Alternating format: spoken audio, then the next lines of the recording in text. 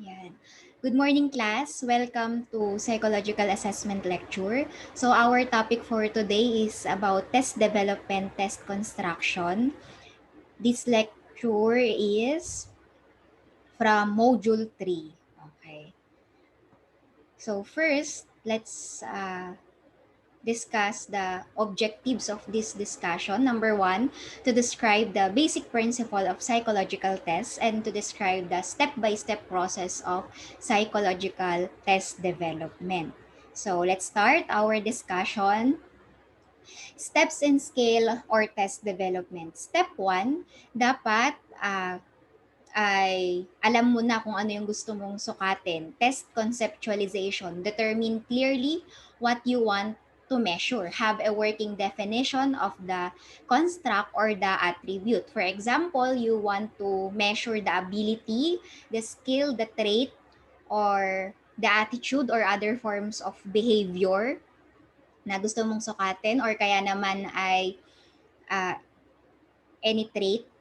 So, theory as an aid to clarity, you have to provide a theory that will define your variable o yung gusto mong sukatin na trait. So, relevant theories or conceptual formulation or tentative theoretical model, 'di ba? And dapat ito ring theory na gagamitin natin is uh, well-formulated siya, yung definition of the domain to be measured, including the description of how to construct relates to existing phenomena and their operationalization. So for example, ang susukatin natin ay anxiety among CLSU college students. At ang gagamitin mo na pag-decidean mo na yung gusto mong gamitin na theory ay yung theory ni Horney o kaya naman ni Freud, 'di ba, about anxiety. So yun yung magde-define ng iyong construct. So, pangalawa, specificity is as an aid to clarity. You have to be specific, 'di ba? Very specific behaviors versus more general and global construct. Ah, example nga dun sa may ating attitude, 'di ba? Attitude example ay anxiety, 'di ba? Or kaya naman versus psychological adjustment. So, the next one, being clear about what to include and exclude in a measure. So, uh, skill developers or si researchers should see the construct they wish to measure as a distinct from other construct. For example, anxiety may include test anxiety and social anxiety, 'di ba? As a subset. So, step 2, item writing. Dito na tayo magsusulat ng mga items, questionnaires or statements na gusto nating i-include in our test construction. So we are going to generate an item pool. So syempre involved na dito si item writer, 'di ba? Si developer and experts in the field of area of the behavior domain. So pwede kang humingi ng tulong sa isang tao or sa isang expert about dun sa field na 'yon, 'di ba? And item writing, sa item writing natin, it must be based on working definition or description of the scale that we are intended to measure. So, choose items that reflect the scale's purpose based on a working definition chosen randomly from a universe of items.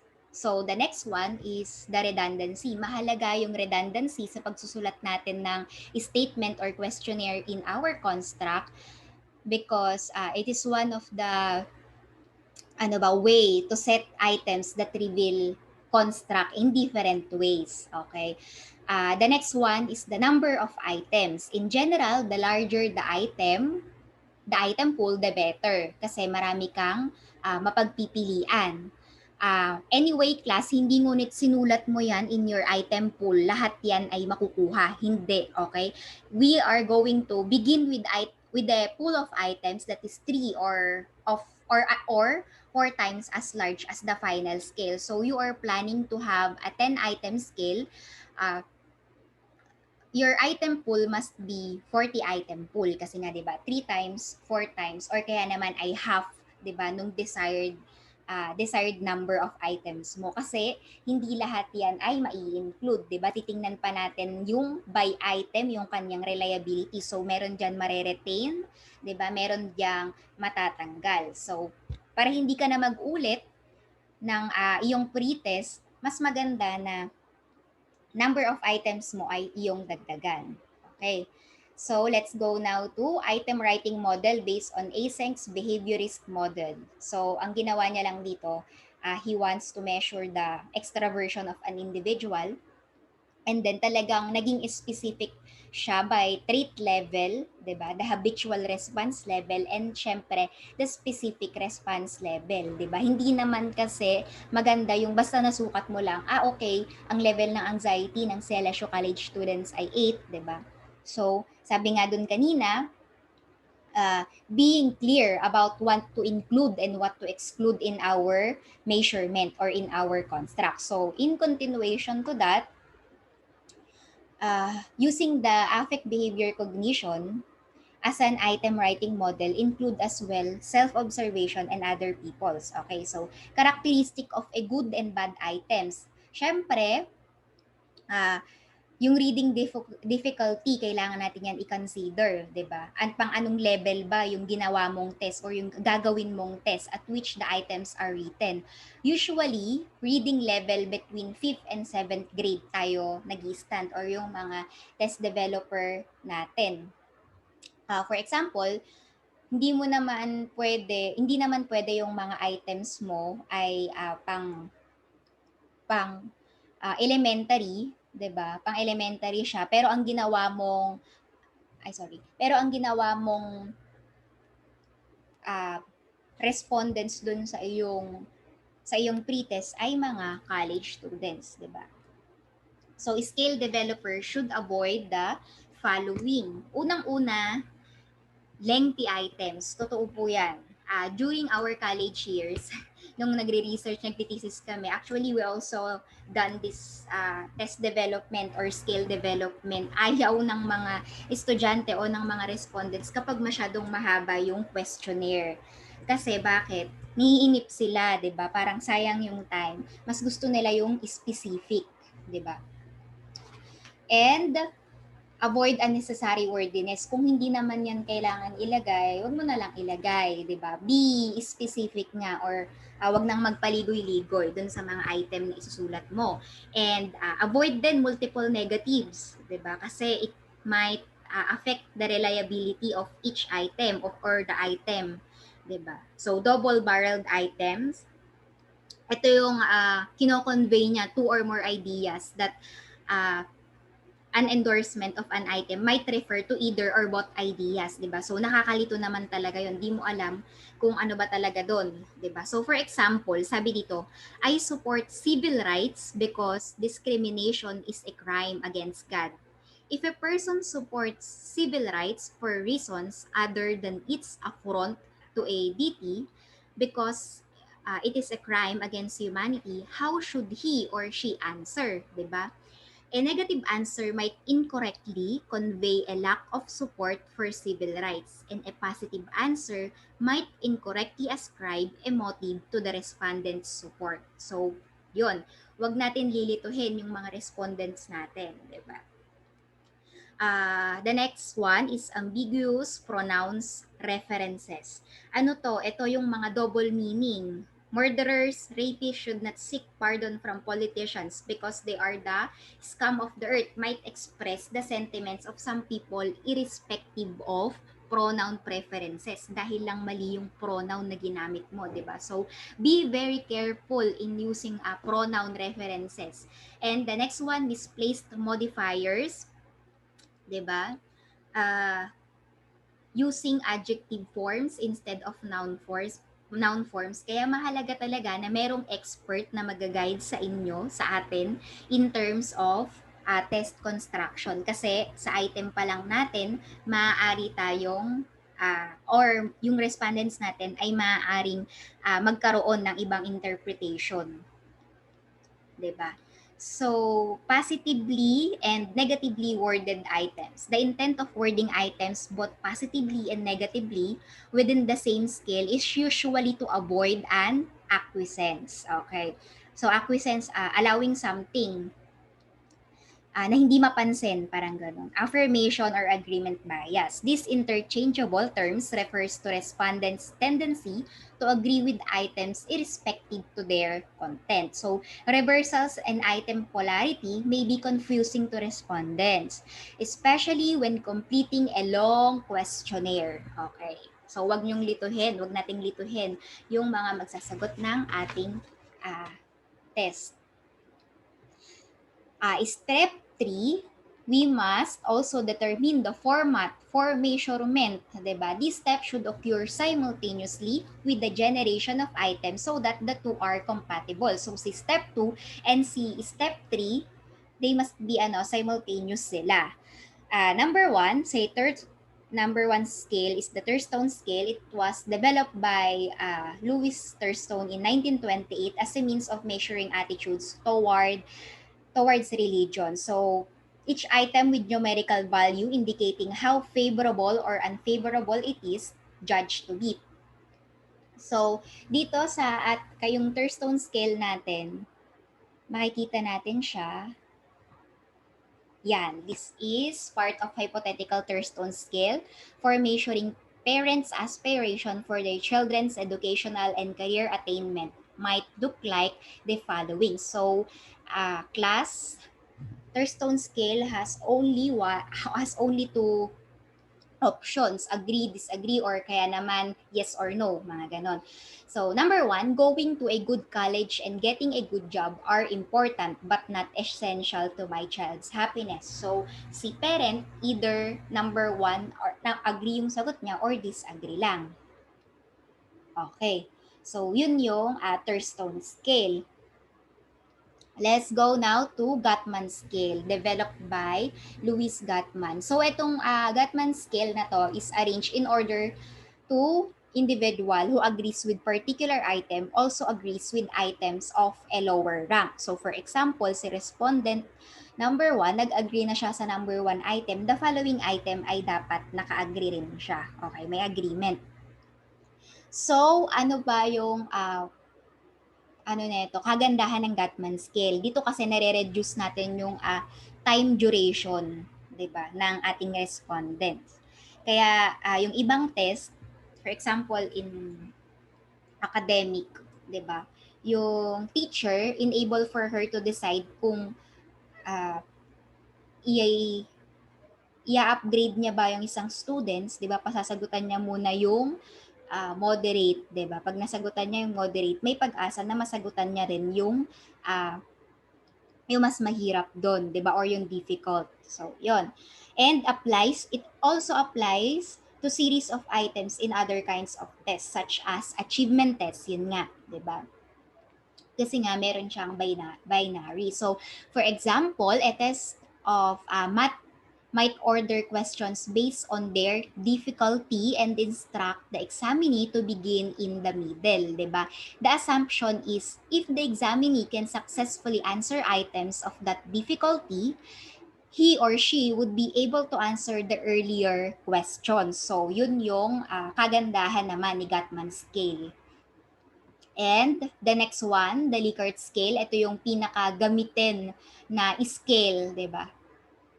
Sa ating mga research, sa mga thesis before. So, the item is presented as declarative sentence. Ano lang siya, statement siya. And it is widely used instrument measuring opinions, beliefs, or even attitude. So, it has a degree. Yan. Ay, sorry.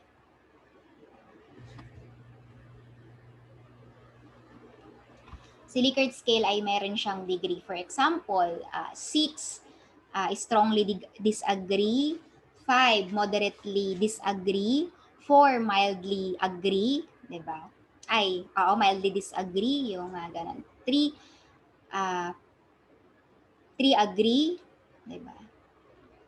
So, 2 moderately agree, and number 1 strongly agree, yung mga ganon. So, Likert scale po yung tawag doon. And punta naman tayo sa semantic differential. So, typically, this scale is used in reference to one or more stimuli. In the case of attitudes, for example, the stimulus might be a group of people such as automobile salesman. So this is the example, 'di ba? Meron lang nagre-represent lang tayo ng two opposite end.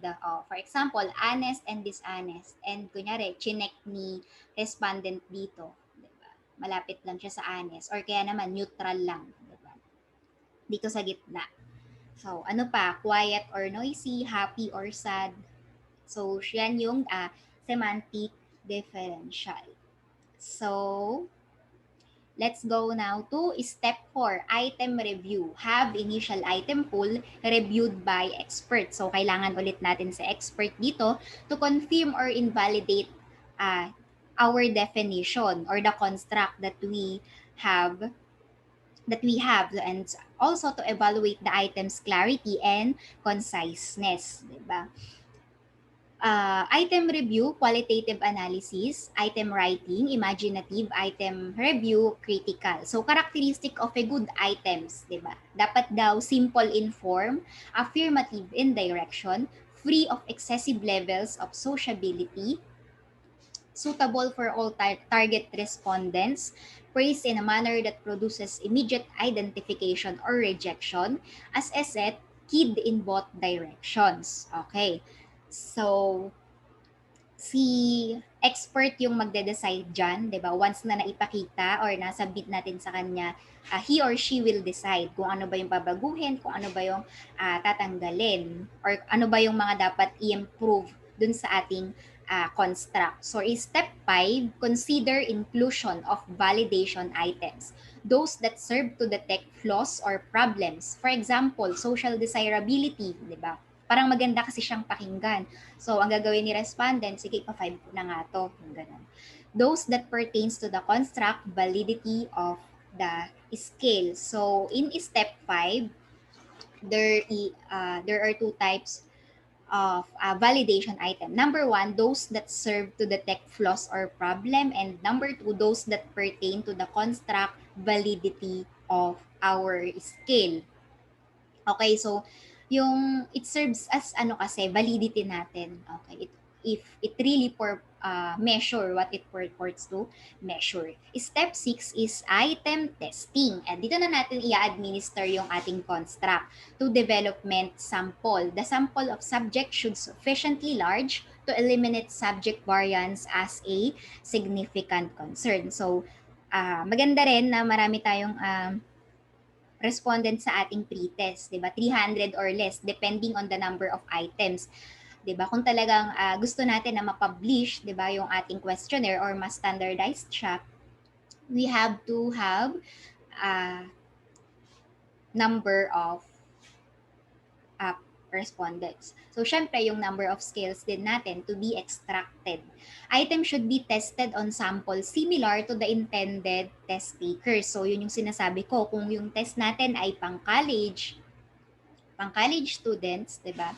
It is not, hindi makatarungan na yung magiging respondent natin in our pre-test or sa ating item testing ay elementary, okay, grade school, di ba? So, for scales to be used by general population, heterogeneous samples are often appropriate. So, kung ikaw naman gusto mo talaga na ma-publish or may heart ka talaga na i-publish or magamit ng lahat yung iyong test, maganda na heterogeneous yung iyong sample o yung mga respondents na gagamitin mo sa iyong item testing. And continuation, item selection, quantitative item analysis, ito yung mga pwede pa nating gamitin. Family of methods that aim to select items that will contribute to the reliability and validity of the scale. Diba? Also, the reliability analysis, diba? Sobrang mahalaga yan. Kasi dyan natin makikita kung i-remain ba natin siya or tatanggalin natin siya. Also, the item analysis, like yung tinuro ko kung paano i-compute yung difficulty index and the discrimination index on our Module 2, discussion. And also the inter-item correlation. So any item that is positively correlated with some and negatively correlated with others in homogeneous or magkakatulad na set should be eliminated if no pattern of reverse scoring. Okay, nagkakaintindihan po tayo. So good items are those with high inter-item correlations. But yung mga poor item natin, low din yung ITC nila, 'di ba? So pwede natin silang alisin or kaya naman ay i-reconstruct. So, item total correlation done to arrive at a set of highly intercorrelated items. Each individual item should correlate substantially with the collection of remain items done by computing its item scale correlation. Okay. So, item means and item variances, syempre, we have to uh, have this, the variance and the mean close to the center of the range of possible scores are valuable attributes of scale. So, also the coefficient alpha, 'di ba? Kailangan din po natin siyang makuha or malaman, enable for the items, 'di ba? Kung i-retain ba siya or what. So, the alpha will tell us if we were successful in discarding poor items, kung successful ba tayong tanggalin yung mga items na uh, hindi mababa or mababa yung difficulty index or mataas masyado and retaining the good ones. Okay. So, kaya mahalaga po na mahalaga talaga yung SPSS, 'di ba? Enable for us to know kung yung item natin o yung test construction natin ay very effective. So, step 7, ito na yung revision and standardization ng ating test construction. So, dito, pwede tayong bumalik sa any step, 'di ba, na ano ba, sinuggest ni expert, okay? So, para magtuloy-tuloy po ito sa ating standardization, okay? So, that ends our discussion. Thank you so much for listening and I hope na meron kayong natutunan because test construction, test development would be our final requirement here in psychological assessment lecture. However, hindi na po kailangan na ano ba, hindi na po natin sila kailangang i-conduct. Okay, so ipopost ko sa ating Google Classroom yung further information about sa ating final requirement. Thank you so much and God bless everyone.